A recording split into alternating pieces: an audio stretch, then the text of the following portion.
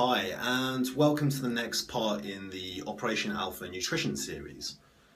So in this part I'm going to cover which is potentially the most controversial subject when it comes to nutrition, that being carbohydrates. So I'm going to tell you what you need to know, and I'm also going to clear up why sugar is okay. Okay, not good or bad, just okay. Again, very, very controversial subject. So the first thing to realize is obviously, low carb or no carb diets, incredibly popular, particularly over the last 15 years or so.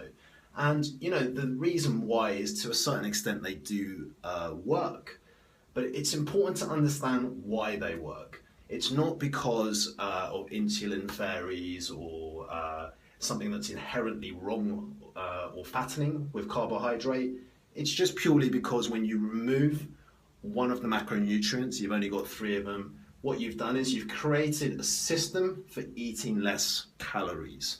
And it generally tends to be combined with eating more protein and more fruit and veg, as we know, these are foods that are filling, satiating, and relatively low in calories and high in volume as well. So again, another way that you can eat less calories as a result of following this system of eating. Now there is a problem, there's several problems actually. Now one of them is that it's generally an unsustainable way of eating. And think about it, how many times have you done a low carb diet in the past, or do you know, or somebody you know has done it? Have they eaten that way for the rest of their life? Chances are probably not. At a certain point they find eating that way is unsustainable. They start to miss foods that they enjoy, carb-rich ones, and they go back to it. And the yo-yo cycle begins to take place.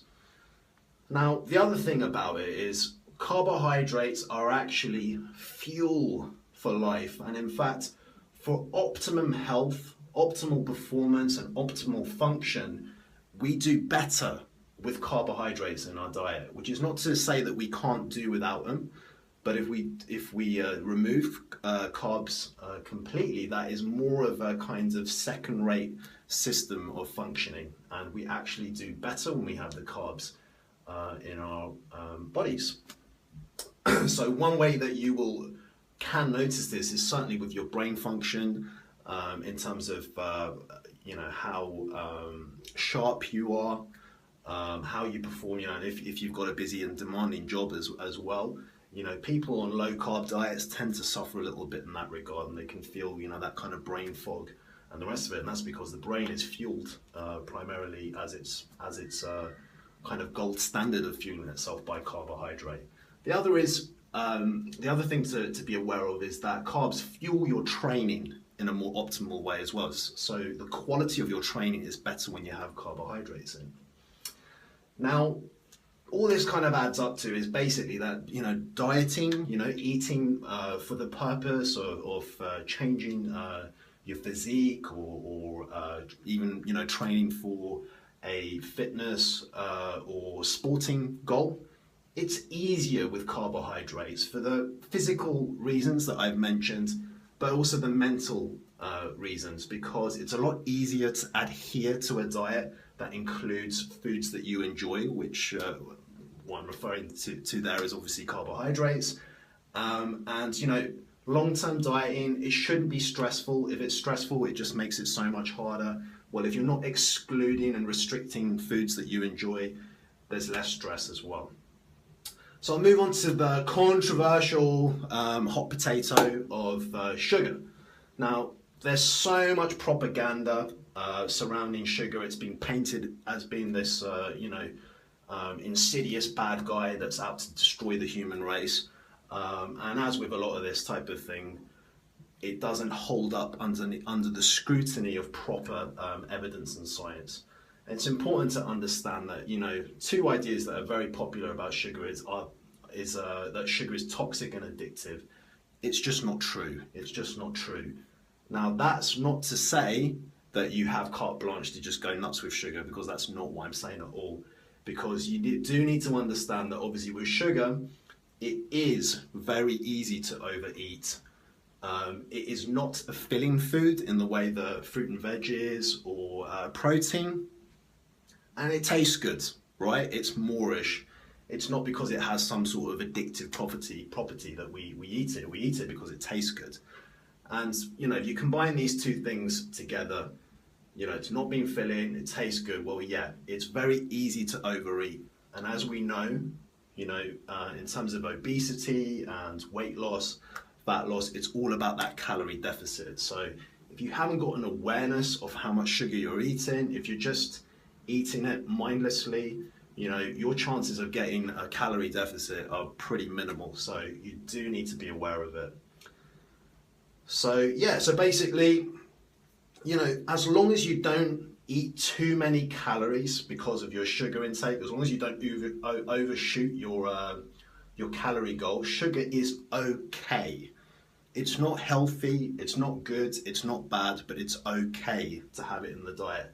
And if you think about this from a psychological point of view, again, adherence and stress, if you're not restricting yourself for bad reasons, for bad science reasons, from eating foods that you enjoy, your diet is so much easier to stick to. It removes the stress, and the chances of you sticking to it long term are much improved. Now, an interesting thing to know is that when all things are equal, and by that I mean calories, the amount of protein and the amount of fat that is consumed, the results are the same regardless of the carbohydrate source. So regardless of whether it comes from complex carbs like potatoes and rice, for example, or oats, or sugar, body composition wise, in terms of weight loss and fat loss, the results are the same. So that's an interesting thing to be aware of. Sugar is not quite as evil as it's made out to be, or inherently fattening. Now again, however, though, that's not me saying that you should just eat sugar instead of complex carbs, because something to be aware of is complex carbs are more filling. You've got more volume of food to eat as well, so you're much less likely to overeat and feel more satisfied at the end of the day. And also, a lot of complex carbs will come with fiber, which is obviously something that we need for health.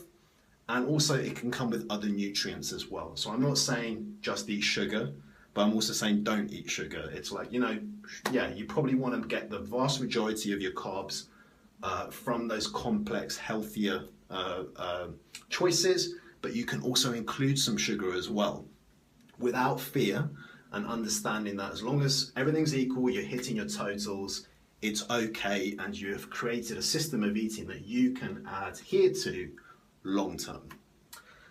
So in terms of portioning and how many carbs you should eat, basically, if you're tracking and measuring your food, which I do recommend most people do, particularly at the start of their health and fitness journey, basically the remainder of your calories each day come from carbs after you've hit your protein and fat goal.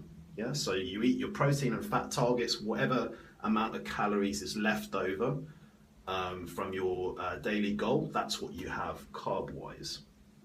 Now, that said, you can make your carbs and your fat fit your calories to suit your needs, your tastes, or how it's going on a day-to-day basis, which obviously gives you a bit of flexibility. Again, more flexibility, it's easier for you to stick to. The main thing is that you don't overshoot your calories and you get sufficient protein. Now, if you're not measuring, if you're not tracking your calories and your macros and you're not weighing stuff, you can sort of use more of a principles approach, and you can use your hands as a guide in terms of portioning. So there's a rough guide that you could start off with. So for men, you would look to have 2 cupped handfuls with your breakfast, lunch and dinner, which roughly provides 40 to 60 grams of carbs. If you're a woman, you'd be looking to use 1 cupped handful, which will provide roughly 20 to 30 grams of carbs, again at breakfast, lunch and dinner 3 times a day. I'm just going to adjust this slightly so we get the bottom line in. Now, all of that being said, ultimately, it's all about monitoring, assessing what's actually happening to your body in the real world, and then adjusting if necessary. So you can set these targets, you can have your carbs all set up, but ultimately monitor how your body responds, and then you can either add more carbs or take more carbs away as necessary. Cool. So that wraps that up. If you have any questions or feedback, you can email me at wolfpack@operation-alpha.com. Cheers.